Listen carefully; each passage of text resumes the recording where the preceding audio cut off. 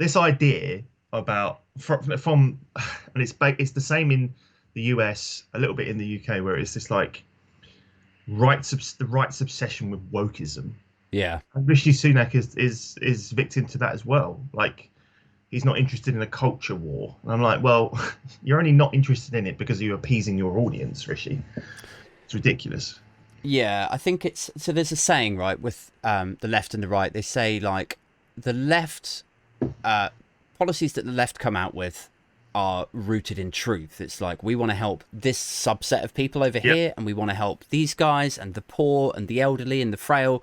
So the left come out with sort of honesty and truth. The right, when they have to lie, because actually what they're there, I mentioned earlier, like the machine, they are there to preserve power, to conserve, Conserve. and write policy that is going to benefit the few, like the Yeah. 1%, right? And in a similar way, I think this is like the woke thing is the next step on from that. So it used to be that the right would just lie. Now it's like the right, I mean, they do that still, but they have this scapegoat, this sort of non-specific, undefinable thing that is woke. And obviously that works incredibly well for politicians in the UK, but also in the US, where you've got Yeah. people like Ron DeSantis, Name Marjorie it. Taylor Greene, Yeah. Trump, like all of them will run to woke because it's not something that people can disprove. It's really hard to pin it down, like what it is Yeah. that they're talking about. It's I saw an article written in it was an American newspaper, and it said this war on wokeism is the elite's effort to protect their privilege, mm, and that's all it is. It's preserving. Like they would rather not change and go on the defensive about this change because and gaslight people on the left by saying it's woke, mm, then actually look at the problems head on. That perhaps they're the privileged ones that they benefit from with the current system in place. yeah, And obviously, wokeism originates from it doesn't originate from BLM, Black Lives Matter, but it originates from uh, the culture in the US with regards to well, essentially the massive culture war in the US compared to the UK is completely different. Um, and it's really interesting that this is now sort of bled into UK politics.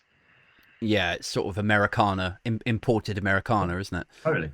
Um, yeah, I mean, the stuff I was reading earlier this week about what's going on in the US is there's so many obvious parallels to draw in the sense. So over here, we like the right will obsess over poppies and statues, the Yeah. proms.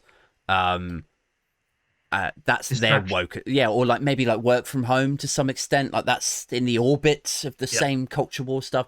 Whereas in America, it seems like they go full throttle, like jump straight to fifth gear on this shit. Like they'll, They find anything. yeah, like they're doing "Don't Say Gay" in the schools. Florida. Yeah. Yeah, they're banning certain books.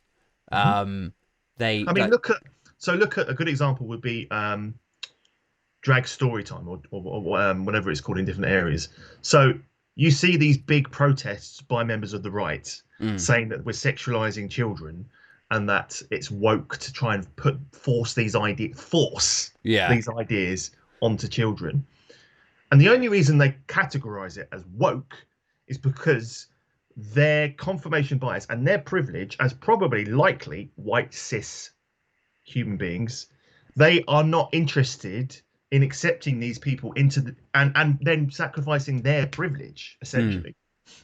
So yeah, you see these people saying that it's sexualizing children when all it is saying, look, there are different people with different types of setups, and people come from all colors and creeds and sexualities and genders, and that's okay to be that, and it's okay to be that if you grow up. Instead of what my dad had to deal with when he came out, because my dad came out as gay in 1996, yeah, 95, and he had a torrid time because at the time the culture was not, as you reach your early years, your teens and young adult, you are comfortable with the idea because it's not been hammered into you that anything other than being straight is weird. yeah, And so this is what the right have an issue with, is that we are normalizing diversity, whether that be diversity with race, color, creed, sexuality, gender. They don't like that because you'll notice a lot of the people that are protesting and who use the term woke are all white. Yeah. They're all white and they're all generally cis. Yeah. So And it's a phrase to deflect, essentially. what's that saying that I will now butcher, I'm sure, but like it's like when you've always had this level of privilege up here and other people are down here, and then if somebody tries to address that and balance it a bit more and brings you down to there, to you that feels like oppression. And because like they're taking away your freedom to some extent, or they're taking, but actually what we're trying to do is sort of balance shit a little bit more. But to you, viscerally, that would feel like you were being oppressed. And I think that's where a lot of it comes from. And